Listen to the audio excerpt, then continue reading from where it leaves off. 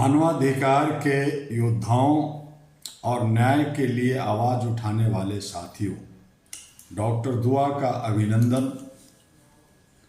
ये जो युद्ध हो रहा है, अमेरिका, इजराइल, ईरान, रसिया, यूक्रेन, पाकिस्तान और अफगानिस्तान, ये अंतर्राष्ट्रीय कानून की धज्जियां उड़ाई जा रही है।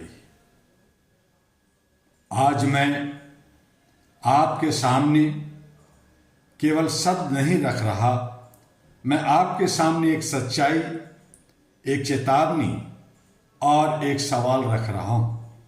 सवाल यह है कि क्या आज दुनिया में अंतर्राष्ट्रीय कानून सचमुच जिंदा है, या फिर वह केवल किताबों में बंद एक आदर्श बनकर रह गया है। आज जब हम चारों तरफ देखते हैं तो हमें दिखाई देता है युद्ध, विनाश, खून और मासूम इंसानों की चीखें। यह केवल युद्ध नहीं है, ये मानवता की आत्मा पर हमला है। इतिहास उठाकर देखिए, हर युद्ध में केवल एक ही चीज छोड़ी है, मलबा और मातम। द्वितीय विश्व युद्ध के बाद पूरी दुनिया ने कसम खाई थी कि अब मानवता को इस विनाश से बचाया जाएगा। इसी उद्देश्य से यूनाइटेड नेशन की स्थापना हुई थी। न्याय को स्थापित करने के लिए इंटरनेशनल कोर्ट ऑफ जस्टिस बना और युद्ध अपराधों पर कार्रवाई के लिए इंटरनेशनल क्रिमिनल कोर्ट का निर्माण हुआ। मानवता की रक्षा के लिए जेनेवा कन्वेंशन बनाए गए।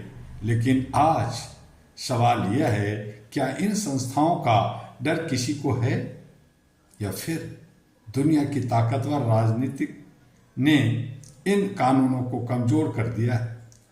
जब कानून कमजोर पड़ जाता है, आज दुनिया में हम जो देख रहे हैं वो बेहद भयावह है। अस्पतालों पर बम गिराए जा रहे हैं, स्कूल खंडर बनाए जा रहे हैं, शरणार्थी शिविरों पर हमले हो रहे हैं। मासूम बच्चे जिनके हाथों में किताब होनी चाहिए थी, उनके हाथों में आज भूख, डर और बेघरपन है। यह केवल युद्ध नहीं है, यह अंतर्राष्ट्रीय कानून की धज्जियां उड़ाना है। और दुख की बात यह है कि दुनिया के बड़े मंचों पर इस पर बहस तो होती है, लेकिन न्याय कम दिखाई देता है। आज दुनिया का सबसे बड़ा संकट युद्ध नहीं है, सबसे बड़ा संकट है दोहरे मापदंड। अगर कोई कमजोर देश नियम तोड़ता है तो तुरंत प्रतिबंध लग जाते हैं, आर्थिक नाकेबंदी कर दी जाती है, राजनीतिक दबाव बनाया जाता है। लेकिन जब वही काम कोई शक्तिशाली देश करता है तो उसे राष्ट्रीय सुरक्षा कह दिया जाता है, उसे राजनीतिक आवश्यकता कह दिया जाता है। यह न्याय नहीं, यह राजनीतिक शक्ति का दुरुपयोग है। और जब न्याय शक्तिशाली के सामने झुक जाता है तब पूरी दुनिया का विश्वास टूट जाता है। युद्ध का असली चेहरा सैनिकों के मोर्चे पर नहीं दिखाई देता।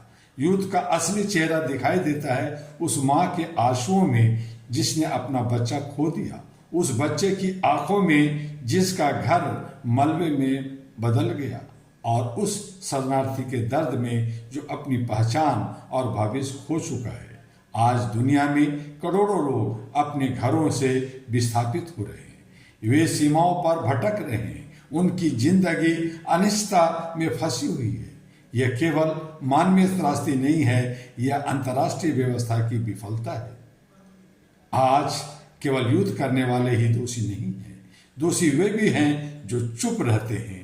जब मानवता पर हमला होता है और दुनिया के शक्तिशाली देश राजनीतिक गणित में उलझ जाते हैं, तब यह मौन भी अपराध बन जाता है।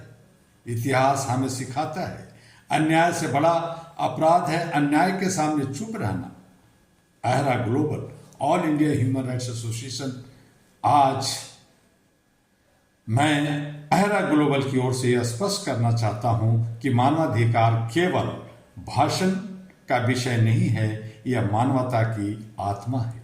अहरा ग्लोबल एशिया पैसिफिक की पहली ह्यूमन राइट्स सिविल सोसाइटी के रूप में हमेशा मानवता की आवाज बनकर खड़ा रहा है। हम दुनिया से मांग करते हैं युद्ध अपराधों की निष्पक्ष जांच हो, अंतर्राष्ट्रीय कानून का उल्लंघन करने वालों को जवाबदेह बनाया जाए, नागरिकों की सुरक्षा को सर्वोच्च प्राथमिकता दी जाए। मानवाधिकार किसी देश, धर्म या राजनीति का विषय नहीं है, यह पूरी मानवता का अधिकार है। आज दुनिया एक खतरनाक मोड़ पर खड़ी है। एक तरफ विज्ञान, तकनीकी और कृत्रिम बुद्धिमत्ता का युग है, दूसरी तरफ युद्ध, हथियार और सत्ता की राजनीति। अगर यह सिलसिला जारी रहा तो आने वाली पीढ़ियां हमसे सवाल पूछेगी, जब दुनिया जल रही थी तब आप क्या कर रहे थे। आज यह लड़ाई केवल देशों की नहीं है, यह लड़ाई है मानवता बनाम अहंकार की, न्याय बनाम शक्ति की, कानून बनाम राजनीति की, और हमें यह तय करना होगा कि हम किसके साथ खड़े हैं। आज मैं दुनिया के नेताओं से, अंतर्राष्ट्रीय संस्थाओं से और हर जागरूक नागरिक से कहना चाहता हूं, अगर दुनिया को बचाना है तो कानून को मजबूत करना होगा। अगर मानवता को बचाना है तो युद्ध की राजनीति को रोकना होगा, और अगर न्याय को जिंदा रखना है तो शक्तिशाली और कमजोर के बीच का भेद खत्म करना होगा। अहरा ग्लोबल की ओर से यह स्पष्ट संदेश है, मानवता सर्वोपरि है, कानून सर्वोपरि है, और जो भी इन दोनों को कुचलने की कोशिश करेगा, इतिहास उसे कभी माफ नहीं करेगा।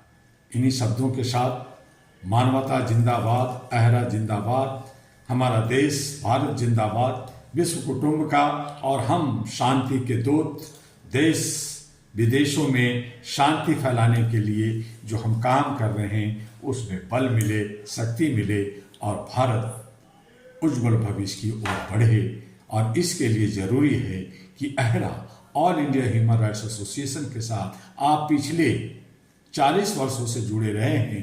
भारत के 36 राज्यों में, देश विदेशों में इसे पूरे विश्व के घर घर में पहुंचाने के लिए अहरा के साथ जुड़िए।